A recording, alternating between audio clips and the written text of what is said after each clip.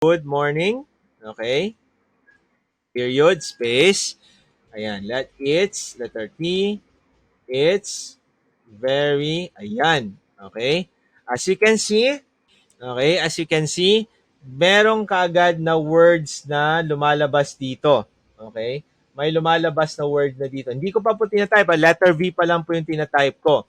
And there's already a suggested sentence or words here given by Gmail.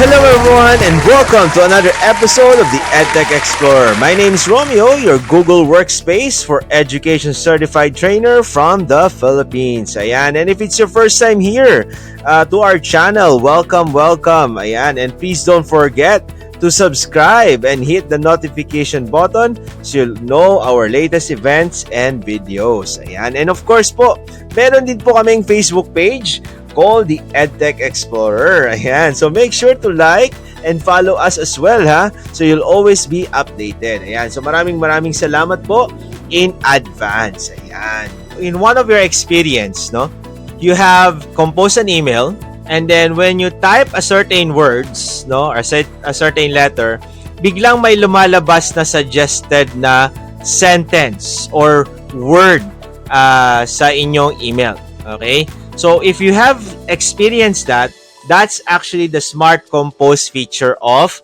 Gmail. Okay. So for example, let me just do a little demo. So let me click on this Compose. Okay. Nandito and I will type good morning. Okay. It's nice to hear from you. Okay. As you notice that I type these sentences, no, good morning, it's nice to hear from you. I type all of these words letter by letter, no? No suggested words pop out, okay? Kung talaga, tinype natin talaga yung entire sentence na yan. Okay?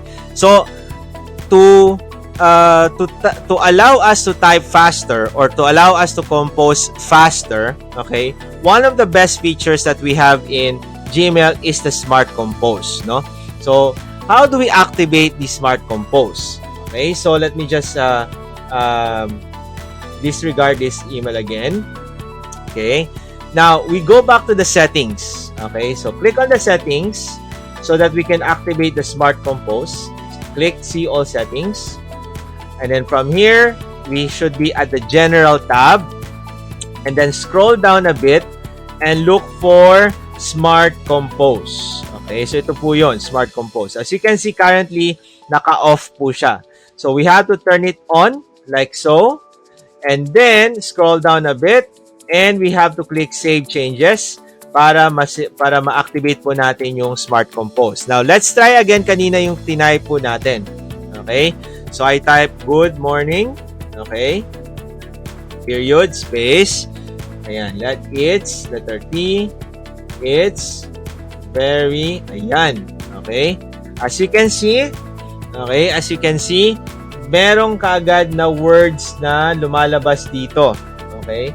May lumalabas na word na dito. Hindi ko pa po tinatype. Letter V pa lang po yung tinatype ko. And there's already a suggested sentence or words here given by Gmail. So as you can see, it's very nice to hear from you. Ito yung suggested niya. Now, if you agree with the sentence, okay, if you agree with the sentence or suggested sentence, then all you have to do is to press the tab button. Okay, the tab button on your keyboard. So pag click nyo po dyan, okay, automatic na nandun na kagad yung sentence na yun. You don't have to type the entire sentence or you don't have to type the words, no? Nakasave up po kayo ng ilang seconds sa pagta-type by simply using the Smart Compose of our Gmail account, no? So yun, that's one of the best features for me para mas mapabilis yung pag-compose ng ating mga letters sa ating email. And if you find this video useful, please don't forget to like, share, and subscribe to the EdTech Explorer. Hanggang sa muli, paalam!